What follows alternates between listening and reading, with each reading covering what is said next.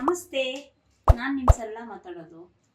ನಿನ್ನೆ ಹೇಳಿದ್ರಿ upper chest ನನಗೆ ಟೈಟ್ ಬೇಕು, ಫುಲ್ ಬಸ್ಟ್ ಚೆಸ್ಟು ಕರೆಕ್ಟಾಗಿ ಬೇಕು ಅಂದರೆ ಇಲ್ಲಿ ಕಟ್ ಮಾಡ್ಕೋಬೇಕು ಅಂತ ಹೇಳಿಬಿಟ್ರಿ ನೀವು. ನಮಗೆ ನೋಡಿದ್ರೆ ನನಗಿಲ್ಲಿ ಬ್ರಾಡ್ ಕಡಿಮೆ ಆಗೋಯ್ತಲ್ಲ. ನನಗೆ ಬ್ರಾಡ್ ಆಗಿರೋ ಥರನೇ ಡೀಪ್ ಬೇಕು ನನಗೆ.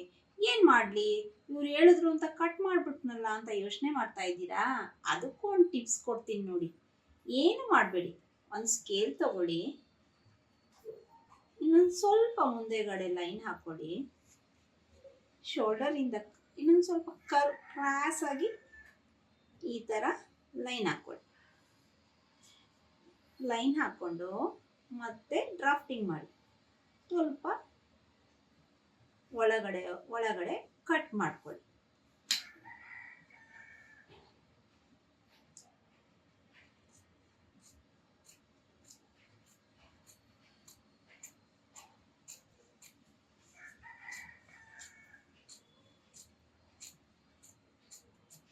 ನೋಡಿದ್ರಾ?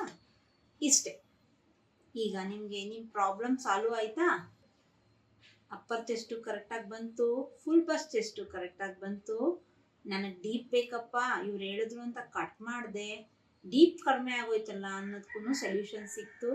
ಇನ್ನೊಂದು ಸ್ವಲ್ಪ ಡೀಪ್ನ ಮಾಡಿಕೊಂಡ್ರೆ ನಿಮಗೆ upper chest fitting, full bust chest fitting ನಿಮ್ಮ ಪ್ರಕಾರ ಡೀಪು ಬಂದ್ಬಿಡುತ್ತೆ. ಓಕೆ ಅಲ್ವಾ? ನಿಮ್ಮ ಪ್ರಾಬ್ಲಮ್ಗೆ ಸೊಲ್ಯೂಷನ್ ಸಿಗ್ತಾ? Thank you.